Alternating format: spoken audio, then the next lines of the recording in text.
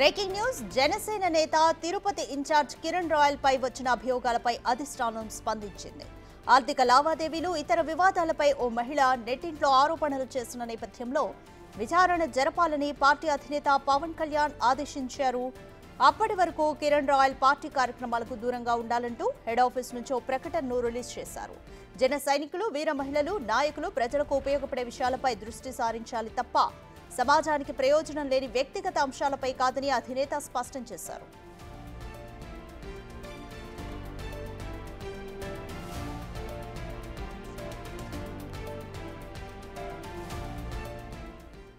మరోవైపు కిరణ్ రాయల్ తిరుపతి అడిషనల్ ఎస్పీని కలిసి తనపై ఆరోపణలు చేసిన మహిళతో పాటు సామాజిక మాధ్యమాల్లో ప్రసారం చేసిన వారిపై కేసు నమోదు చేయాలని ఫిర్యాదు చేశారు. కేసులో తనకు సంబంధం లేదని కిరణ్ చెబుతున్నారు.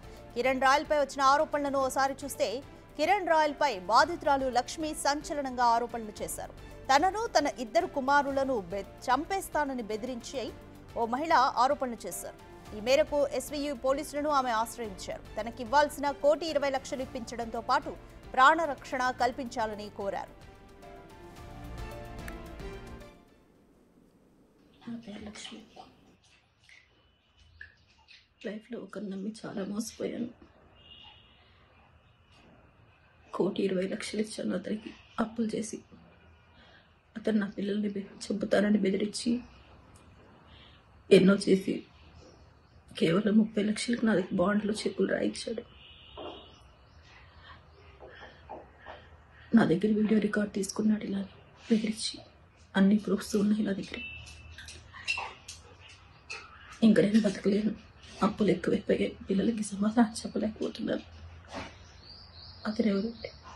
కిరణ్ రాయల్, తిరుపతి జనసేన ఇన్ఛార్జ్. నేను చనిపోయాకైనా ఆ డబ్బులు నా పిల్లలకి చెందుతాయని ఆశిస్తున్నాను. కేవలం కిరణ్ వల్లే ఈరోజు చనిపోతున్నాను. ఆత్మహత్య చేసుకుంటానని బాధితురాలు వీడియో రిలీజ్ చేయడంతో విషయం కాస్త రాజకీయ వర్గాల్లో చర్చనీయాంశంగా మారింది. డబ్బులు అడిగితే తన పిల్లలను చంపుతానని బెదిరిస్తున్నాడని ఆవేదన వ్యక్తం చేసింది. కిరణ్ వల్లే ఆత్మహత్య చేసుకుంటున్నాడని, తాను చనిపోయాకైనా డబ్బులను తన పిల్లలకు చెందించాలని కోరింది. నేను T Lakshmi, wife of T బృందకుమార్.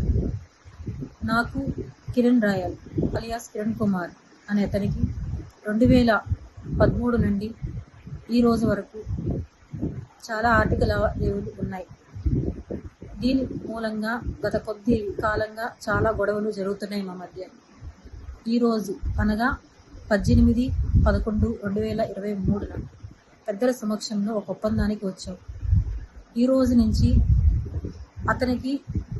అతని వల్ల మా కుటుంబానికి ఎటువంటి హాని జరగకూడదు.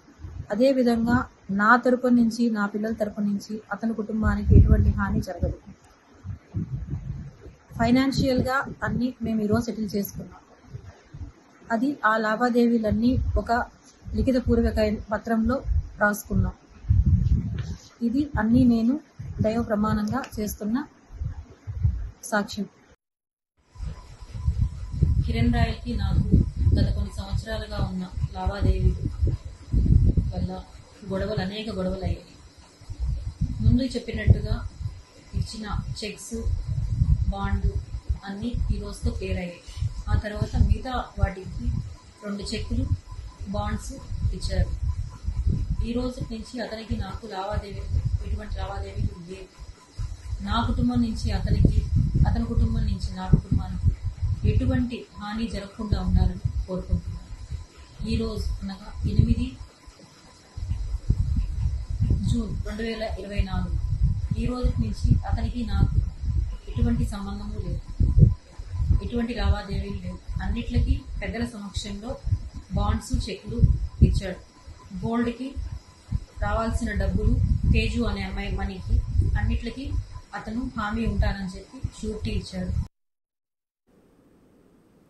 తనపై వస్తున్న ఆరోపణలపై కిరణ్ రాయల్ స్పందించారు. తనను రాజకీయంగా ఎదుర్కోలేక వైసీపీ నేతలు ఆడవారిని అడ్డం పెట్టుకుని రాజకీయం చేస్తున్నారని ఆగ్రహం వ్యక్తం చేశారు. 10 ఏళ్ల క్రితం సెటిల్మెంట్ అయిపోయిన విషయంపై ఇప్పుడు రాజకీయం చేయడం వైసీపీకే దక్కిందన్నారు. తనపై ఫిర్యాదు చేసిన బాధితురాలు వెనుక ఎవరున్నారో తేల్చాలని పోలీసులకు ఫిర్యాదు చేశానన్నారు. తనపై ఆరోపణలు చేస్తున్న లక్ష్మి కొంతకాలంగా వైసీపీ నేతలతో టచ్లో ఉన్నారని కిరణ్ రాయల్ ఆరోపిస్తున్నారు.